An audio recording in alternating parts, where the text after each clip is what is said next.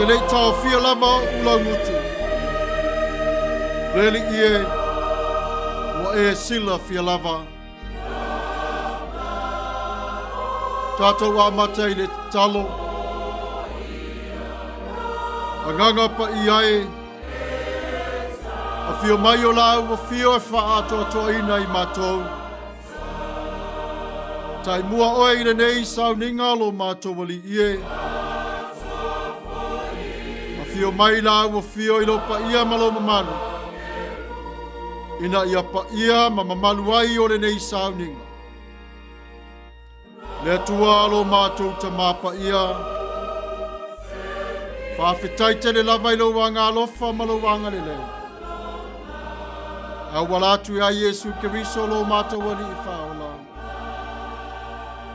Amen.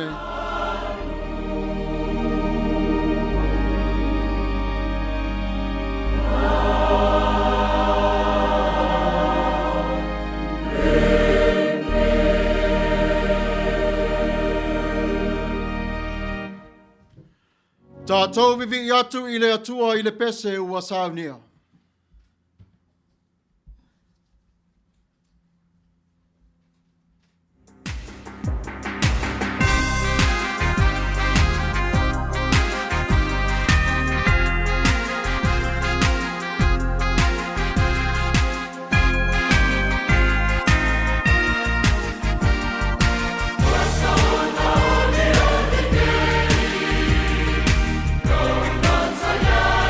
Yesu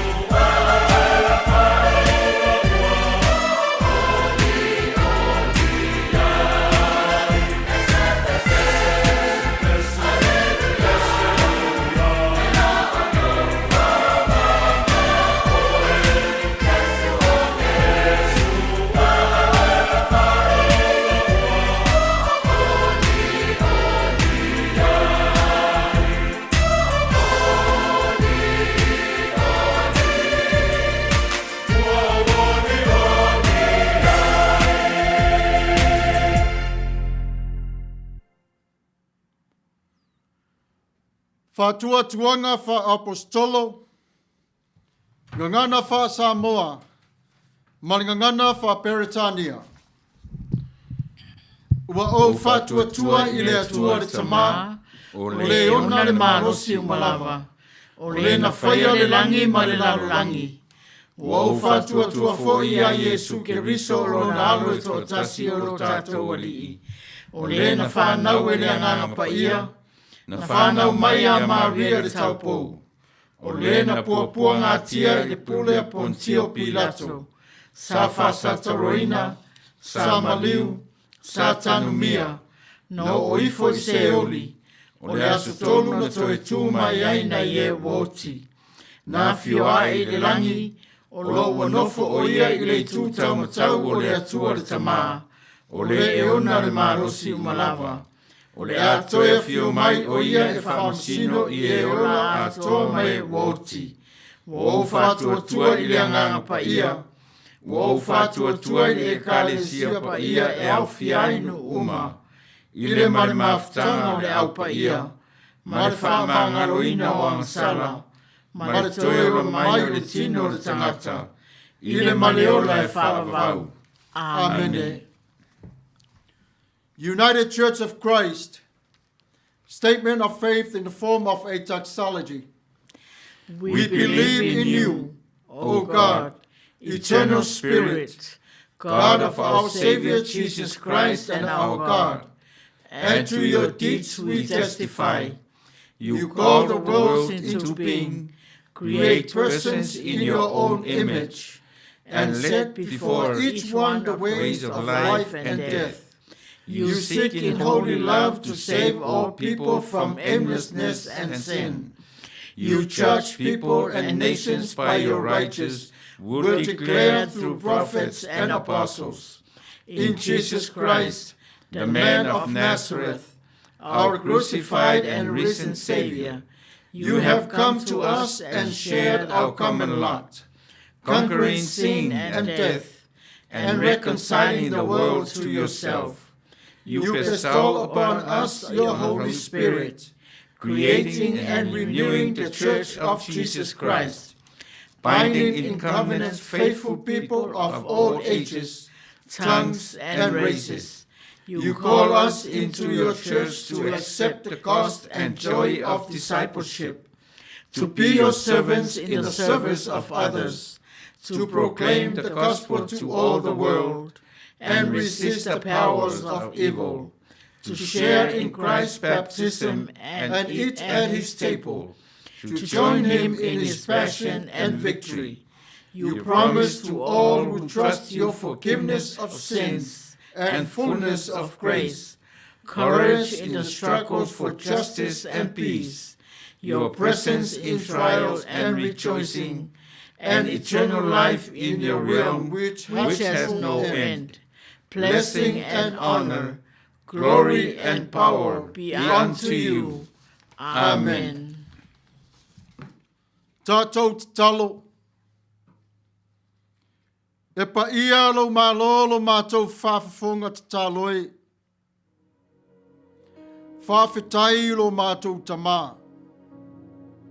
Lenei o mātou tau limaina ma le fia i le oli oli. O ngā nuenga whaia e la ua fio. Lenei aso matango fie wa whaita wina. Wa e whapopoina le e sio mātou ne yola.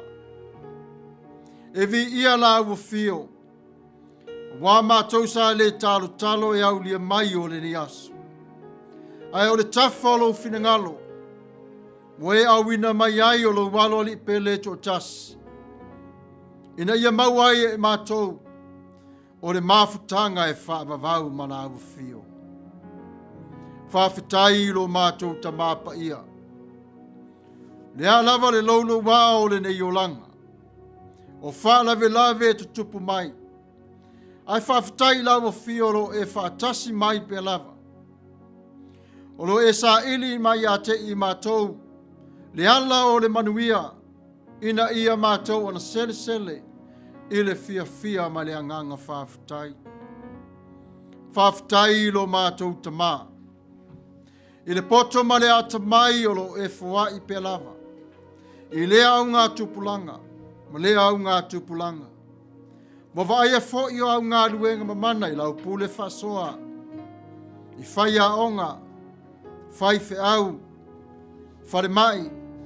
Ma so se mata ngā luenga le tua lo mātou mata ie. Whawhitai vi ia lava oe e whāpavau lava.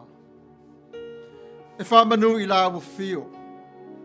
A wālo wa lofa I ngā tele. Lenei o mātou. Ona sāwa mani ai I le Manuia. Se alofa I ngā tele. Lenei o mātou ona manawa ina o le ea mai le langi I lawa fio. Lenei o mātou ona nanofa whātasi. I le mafutanga ma le angang pa ia. Le atua lo mātou mata ie. Whawhitai I lo wanga alofa ma lo wanga Lenei. E o I lava ina iai o mātou I mai mapua pua ngā o whawhitau leo leo langa. Ai le mawhai o nāru ese mai ai o lawa fio. E te tū mau pēr lava mai a te I mātou. O lo alofa lea ma lo wanga Lenei. Whawhitai lo mātou tamā. Walei lava o se tasi lo mātou wali ie. E le inofo tā pena I le ni aso. E si atu le vi inga ma le whawhitai o le tangata taito tasi. O le te talo, ma le te talo, a toa ma le pese ma le vi inga. Whawhitai I lawa fia wa e whaavanoa ina o le langi. Wa le ngata e le ulu whale atu o lau whanau. Alo e whaafonga mai pe lava, e whaafonga te talo. O lo awala atu I le suafa manu malo o Yesu Kiriso. Whawhitai le whaunga o le ngang pa ia. Whawhitai I lo alofa malu wanga Lenei. I mea ai wa e foa I e tausai si o mātou ni tini. A vea lea mawhasosoani mo I mātou. E mauai o le malosi. Whawhitai fo I le vaiauli le tua lo mātou tamā. Lenei wa mātou na inu. Mauai fo I le whamamaino o mātou ni tino. Whawhitai I lo wanga alofa ma lo wanga Lenei. Le whātoanga le tua lo mātou tamā wa tupu tupu. La walola Lenei o mātou sele seleina. O mātou ona ai ai. O le sami le tua lo mātou tamā. Ue saunia lea mo I mātou. Mātou te ai I le aso ma le aso. Mo whaia e la wa fia o wa o lo walofa ma lo wanga Lenei. E le ma whai o na madurua ese mai a te I mātou. Whawhitai lo mātou tamā pa ia. Le tū mau mai o la wa fia. I le mafutanga lo mātou tamā pa ia. E moni lava I aru ese mai o le tangata mai a te oe. Ai tū mau pe lava o lo wanga alofa ma lo wanga Lenei. Whawhitai au mātala. I le talia le tua lo mātou tamā pa ia. Se a whawhine po se atali. O se ainga po se e ka le sia lo mātou tamā. O ese mai a o to e whai malanga ma fotu atu I a te oe. Whawhitai lava I lo wanga alofa ma lo wanga Lenei. Lenei tu la lo mātou tamā pa ia. E peo ne si la fio I mātou o le whanau o le fotu leanga ma se. Whamangalo mai a te I mātou. I le vāo le tasi I le tasi. O mana o ngalilo I te tonu I a te I mātou. Le vaai o mātou mata. Sava vali o mātou vai. Tau te tala o mātou ngutu. Whaalongo o mātou talinga. Lo mātou tamā pa ia. Alofangia I mātou lau whaamangalonga. E afua mai I a Yesu Kiriso. Whamangalo mai I a te I mātou. I mesa se uma o sa mātou o na whai. Ni taimi o tō nai ma Lenei lava I tūla. Le tuai lo mātou tamā pa ia. Alofangia I mātou. Le vāo I mātou mau au na tofi. Le tua whamale mole. Alofangia I mātou. Le vāo I mātou ma mātua. Whamangalo mai I a te I mātou. Le tausia ina o le oloa tāua wa e foai. Whamangalo mai lo mātou wali ie. Le vāo I mātou ma le ngang pa ia. Whamole mole whamangalo mai I a te I mātou. Le tua lo mātou tamā pa ia. Le vāo malawu fio. Walo mātou whātamala lo mātou tamapa ia. Alo whangia I mātou, yo mātou vai vainga. Whamangalo le lalo langi atua. Le tua lo mātou tamapa ia. O nesi ua whai I langi le wholanga I la ua fio. E le o iloa la ua fio. Wha mole mole I la ua fio. Ia iai o lo wanga le lei. Malo wanga lofa whamangalo I ate I latou. Le tua lo mātou tamapa ia. Whamangalo I atunu umalava le tua lo mātou tama. I le suafa o Yesu Kiriso. La mātou nei mana o ngalo mātou tamapa ia. Fesoasoa ni mai I lo mātou nei vai vai. Whaupenga ina I lawa fio I mātou. Awalo mātou nei o la tupu tupuae. Si o mātou atunu pele o Samoa. Alo whangia le whainga mālo mon tangata. Le pāle mene marika peneta. Ulu mataitai. Te tonu o le mālo mala alwhanga. Ia maua e lātou. Le Manuia ma le malosi ma ia te oe. Fua ia te I lātou o mea ai te tau ma le asu. Fua ia te I lātou o le timu e whaile ma vai e inu. E mālolo ia I lātou. Le ie alo whangia alo lātou. Vala watu ia te oe. I le suafo o Yesu Kiriso. Tutuila ma manua I le whainga mālo. Mātou te si ti atu I lawa fio. Li tau ma whai lo mātou tamapa ia. Mai le kovana ma le pulenga. Alo whangia lo lātou tau ma whai. Li Tapuaiga le manua tele le tua lo mātou tama. Au whafoina I lātou o te tofi lo mātou tama. E tau tai au le wholanga. Wha Manuia lawa fio I ate I lātou. Wani so meolo esi la fia e Manuia I lātou. Fo wai pei o lau masani lo mātou tamapa ia. Amerika lo mātou tamapa ia pe o na mātou o na iai. Fisosua ni mai ia te mātou.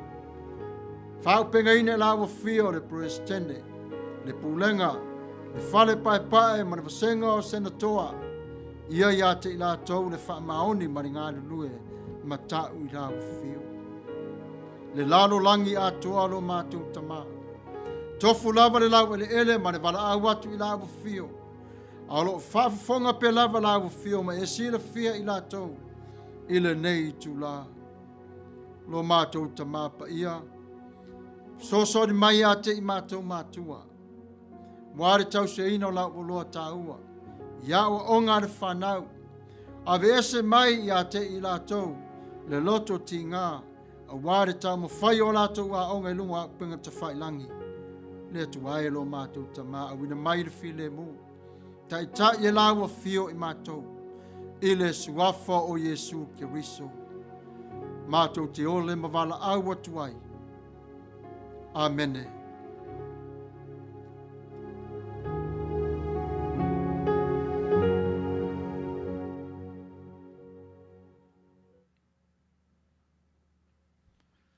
Tatou vivi'i atu I le atua I le pese ua Sauniga. Oh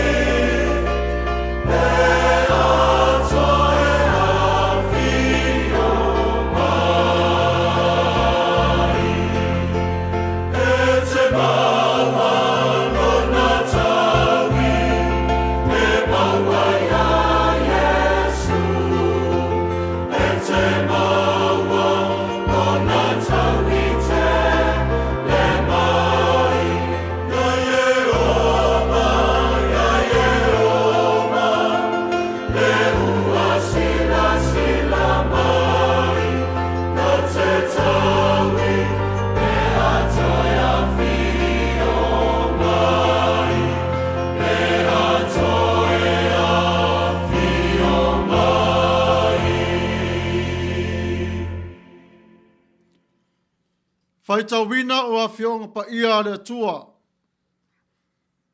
Ngangana wha Peritania, Wesley Sua, o le sui o le au talavou. Wha Maia, whaitawina o a whionga pa ia le tua. Our Bible reading for today will come to us in the New Revised Standard Version with the book of Mark, chapter 3, verses 7 to 12. Let us hear his word. Jesus departed with his disciples to the sea, and a great multitude from Galilee followed him. Hearing all that he was doing, they came to him in great numbers from Judea, Jerusalem, and Abadea, beyond the Jordan and the region around Tyre and Sidon. He told his disciples to have a boat ready for him because of the crowd, so that they would not crush him.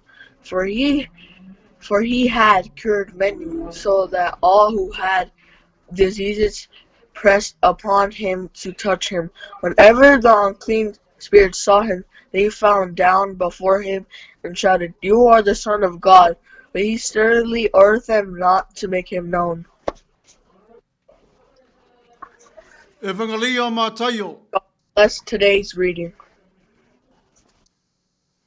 Evangelia Matayo. Bye. Ta upe tolu. Whaitawina na whai upe whitu e whangata mai le se wholu malilua. A o Yesu, wa mali watu o ia, maona so o e lata ane i le vai. Wa muli atu fo ia te ia le motu o tangata e to tele mai Galileia, ma Iutaia, ma Yerusalema, a toa ma Iutemaya. Ma tala atu o Yoritana, a toa ma ila tau le tua turo, ma sai tonu. E to tele lava wo mai ia te ia, ina ua la tau whaalongo ia mea sa whaia e ia. Wa whetalai atu foi o ia i ona soo. Ia whaatali mai se waala i titi ia te ia.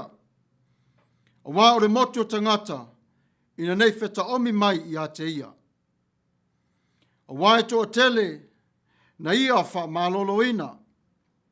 O lea o wheta omi mai ia te ia o e, na maua i mai ti ngā. Ina ia la tau papa i atu ia te ia. O anganga le anga foi. Ua la tau o mai ia te ia. O na whapa u leo i la tau i o na luma. Ma alalanga. Ua wha pia mai. O oi lava. O le alo o le atua. A ua matuava va watu o ia ia te i la tau. Aua nei la tau wha i loa o ia. O le launga i le swafa o le tua o le tamā, le alo, ma le angang pa ia. Whamai le matua, la vea i mātou mai le leanga. O ala e wha ato i nai i tātou e Yesu. O le winga tāu o nei matau pue a matai le tuse le evangelia mareko. O le pule Yesu, a wā o ia ua whai lea mawaainga.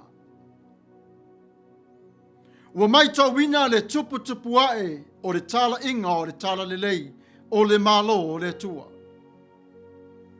O wā o le tau nuu mai o le malo o le tua, e wha malo lo o e mamai. Ua le ngata i le tino, a toa maleanganga. Ua muli atu fo i a te ia le motu o tangata e to tele, mai Galileia, ma Iutaia, ma Yerusalema, a toa fo i matala atu, Iutamaya, Yoritana, o turo fo i masaito. O le toa tele fo i o tangata e mana nao e lata atu ia Yesu. A o pea Yesu i le taringalu. O le toa tele o tangata o feta omi mai le fia pa i atu i a te ia. Na ia wha pea atu ai i ona so. Alo e se mai le vaa mai le whanga one one. Ina ia I loa ma whaalongo mai le tō telo tangata I le laulawina le upo le atua. Ma lea, aua le pai mai o se tasi I atea. Peitai, o le tō tele o tangata o lo iai o lato manao e mawhisili e fia maua o se tali I a Yesu. O lo sila fia e Yesu o le tō tele o tangata o lo filongia lea ma nganga leanga po o te mone. O le tasi fo I vaenga o lo tātou va ai to tonu o e kālesia. Pei ua mafuli atu I tātou I le fia I le ngangana le lalo langi. Ma lo tātou le iloa o se ngangana ele nā o le tala le lei mai le tangata po o le te moni. Iona po nei ia tātou matala I le matango fie o fea lava le tō whā ma le whātanga poto I le tangata. E ao o na sa ili I le ava e te tau ai. Wana o Yesu le tau la se sili lea mo I tātou le sārotonga tātou te malolo ai. Le ai lava se tasi o tau la se sili. Wana o Yesu le pule tō fia ane tua le tama. E tele whailonga wa whai e Yesu. O le mana o Yesu e le vi I ai o ia. A ia vi I ai le tua le tama. Wa whailo atu a Yesu le malo le tua. Peitai e whetai ia I pēa mamanatu te te o tangata. O le tala I a Yesu. O le tala le lei mo le nganga. Mafo fau. Tino ma le malosi. Ua whaia e le atua le mapusanga file mu mo lo wanganga I le tai au nei. E afua mai le wha ato ato ina o le tangata I hala I lana whetalainga. Ma le pai atu o lona au. Sa wha malo loa I Yesu e mamai. Masuia o la ato o langa. Sa I o atu I la ato e winga I le alofa o le atua. Ae sa la ato le lango neina. Ua sila fia Yesu o le mea moni. O tangata uma lava o lo whātasia. Wa wha leanga ina I a nganga leanga. Po whea fōi e wha fio I ai le ri. Nā te sila fia le lei lava o I lato uma. E leo le ata ele nā o le lofa ma leanga le lei o le atua mo I tātou I le nei asu.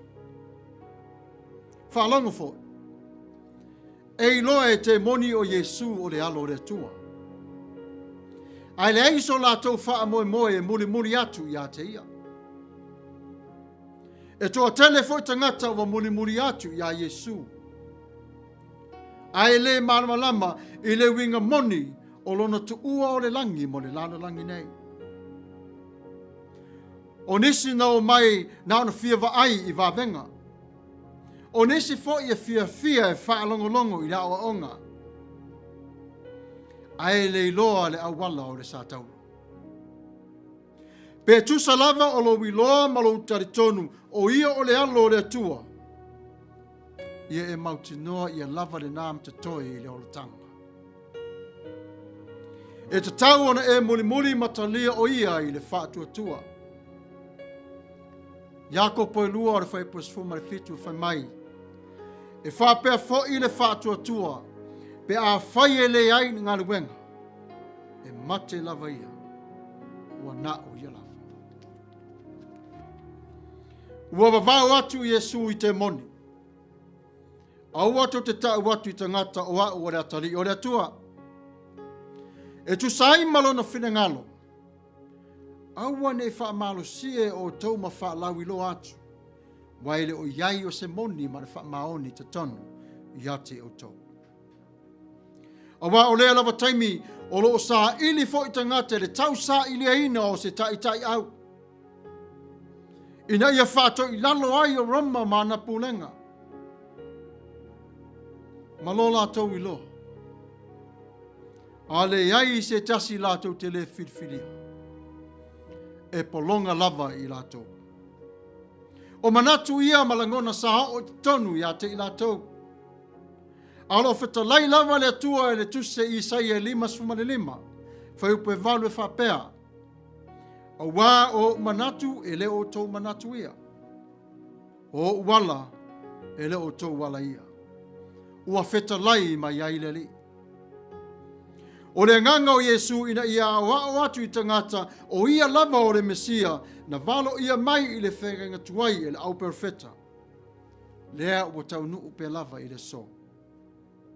O le maalo o Keriso e whaavae i le nganga.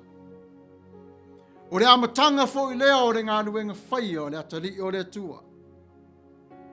O le vala awina o i tā ua te tonu o le tala lelei.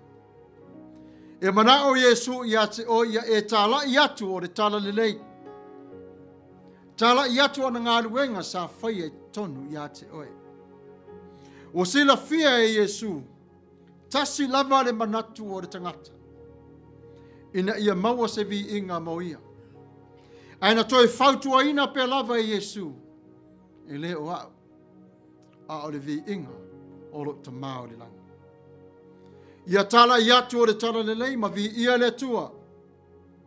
I so se vaenga lava o le lanolangi. E te whai malanga i ai. Ia e tala i atu ma le wha mauni. Deliver us from evil. How Jesus make us whole. The hallmark of these early chapters of Mark's Gospel is the authority of Jesus. He's the center of the attention. Everyone wants to be by him. In this passage, he's teaching on the beach. And the only way he can clear spaces for himself is to have his disciple push him off a little away from the seashore in a boat. There's a sense here that the whole world, with needs to be met, questions to be answered, and Jesus is the only one who can answer it. But there's more to it than that. Marx made a great deal of Jesus' conflict with evil or impure spirits. In some sections of the church today, we can be rather uncomfortable with such language. But we shouldn't be so modern and sophisticated. But we lose sight of what's happening now. As part of Jesus' announcement of the kingdom of God, real spiritual evil is being confronted and defeated. The gospel is good news for your body, your mind, soul, and strength. Jesus healed the sick and changed lives. He enlightened dark minds, teaching them about the love of God. But he recognized reality of evil and broke its powers wherever he found it. The unclean spirits knew that Jesus was the Son of God, but they had no intention on following him. Many people followed Jesus, but didn't understand his true purpose for coming to this earth. Even so, the blind side by the way of the cross. Some people came for miracles. Some came to hear the teaching. But they didn't understand the way Jesus was going through. Knowing about Jesus, or even believing that he's Son of God, does not guarantee salvation. James chapter 2 verse 17 reminds us, we must also follow and obey him fully. The huge crowd were looking for political and military leader who would free them from Rome's control. And they thought that the Messiah predicted by the Old Testament prophets would be this kind of man. Isaiah 55 verse 8 reminds us today, for my thoughts are not your thoughts, neither are your ways my ways, declares the Lord. Jesus wants to teach the people about the kind of Messiah he really was. One who was far different from their expectations. Christ's kingdom is spiritual. Start with love. It begins with the overthrow of the sin in people's heart. Cleanse. Not with the overthrow of the governments. But what is our message today says? The conclusion is this. Jesus did not need or want the testimonies of impure spirit. All this impure spirit does not have no room to proclaim the good news about him. But there is no truth in these impure spirits. Their message is empty. But Jesus wants your testimony about who he is, your relationship with him. Go and tell others about what he has done in your life when you were powerless. He welcomed the testimonies of those who have faith in him. Although early in the ministry, even this we're told not to spread the story, so he can be able to walk into every outskirt. He would have enough of the Pharisees accusing him. Oh, he's in the league with the devils. The reasons given, there is no demons allowed to proclaim his good news. Jesus called you to proclaim the good news to all over the world. Before you go, the demons know the truth about Jesus' identity, but their truth is too far narrow and too isolated. This is why Jesus tells them, keep quiet. But Jesus tells us to speak. Jesus commissions us to proclaim the good news of God's love to your neighbors and the world. This is why we speak the truth of God in a way that is open to others so they may come to the truth of love. Impure spirits around us constantly. But this is why we need to announce the gospel with respect, patience, and love, because of Christ himself conquered all sin and gave us victory. May God bless you all. May God keep you. May his light shine upon you.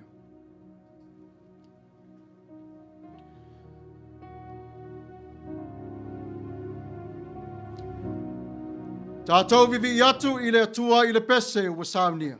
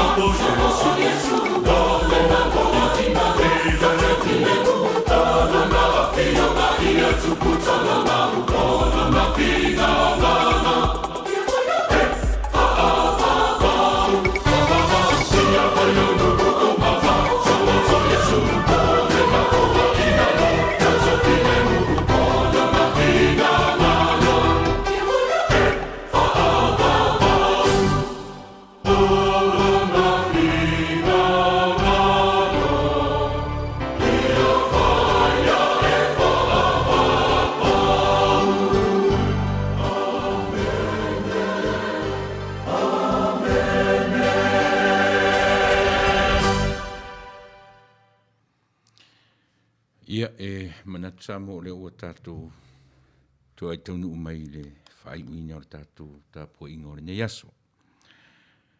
A ole i ta ape le fuamansina ma fo i le manu masiana i o Lenei aso. Ia whai au lo leo tu lou whai masui o whai mafonga tau mori mori ngari ni whai fi au sa whai masui e te ia le tātou Sauniga Lotu o Lenei aso ia maso sa te tasi sunga ia whanilo Samuelu lo popo tua vau matawheu. Ia o mātou te whataru whātu sa moa ia i tātou uma o e sa tātou whai Tapuaiga whatasi o Lenei aso ia fua mai lava leo o titiro atu ia te titia atua le tu la o tātou Tapuaiga 50 minute. Lona winga e li ato seitu la tātou Tapuaiga. Hai o te whaftai tere atu i latou sa whai on tātou Tapuaiga whatasi mai le amtanga ia se o tātou mai le whai uina. Muni atu le whaftai sa moa i whia ngai au mga lunga e ui lava.